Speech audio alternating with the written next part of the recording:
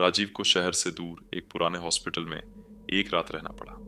Hospital अब बंद था, लेकिन एक प्रॉपर्टी डील के लिए उसे वहां एक रात बितानी थी।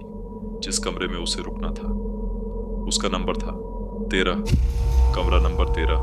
उसने चौकीदार से पूछा। चौकीदार ने हल्की सी मुस्कान के साथ जवाब दिया, वहां मत जाना साहब, मगर अगर जाना ही है तो दरवाजा बंद कर लें दोनों तरफ से। राजीव ने हंसते हुए बात टाल दी। रात 11 बजे राजीव कमरे में पहुंचा। कमरा धूल भरा था, दीवारों पर पीलापन और खिड़की से आती सर्द हवा में अजीब सी गंध खुली थी। उसने लाइट ऑन की, मगर बल्ब झपकता रहा। राजीव ने बेड पर बैठते ही नोटिस किया, कमरे में एक और दरवाजा था जो बंद था। उस पर लिखा था, don't open after midnight. Rajiv हंस पड़ा, ओल्ड हॉस्पिटल ड्रामा, और सो गया। रात के ठीक 12:07 पर उसकी नींद खुली। कमरे में अचानक बहुत ठंड हो गई और वो दूसरा दरवाजा अब आधा खुला था। अंदर से कोई सांस ले रहा था, तेज गहरी सांसें।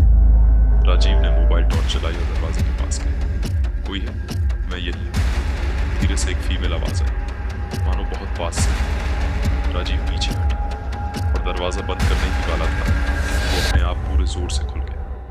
भीतर अंधेरा था, लेकिन वहां कोई खड़ा था, सफेद गाउन में एक औरत, चेहरा नहीं दिख रहा, सिर झुका हुआ। राजीव ने डरा हुआ पूछा, कौन हो तुम? औरत ने धीरे से सिर उठाया। उसके चेहरे पर चेहरा ही नहीं था, सिर्फ एक काली गहरी परछाई। राजीव चीखते हुए भागा, मगर दरवाजा अपने आप लॉक हो चुका था। वो औरत धीरे धीरे हवा में तैरती हुई उसकी तरफ बढ़ रही थी। हर कदम पर कमरे की लाइट और तेज झपकने लगी। वो वापस आई है। राजीव को किसी की फुसफुसाहट सुनाई दी, मगर कोई नहीं दिख रहा था। और तभी राजीव के मोबाइल की स्क्रीन अपने आप ऑन हुई और उस स्क्रीन पर वही औरत थी। उसने राजीव को देखा और बोली, अब मेरी बारी बाहर आने की।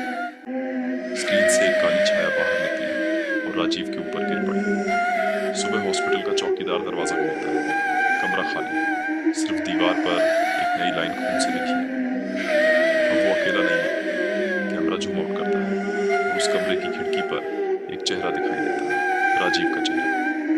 लेकिन उसकी आंखें अब इंसानों जैसी नहीं रही। Black screen, text on screen.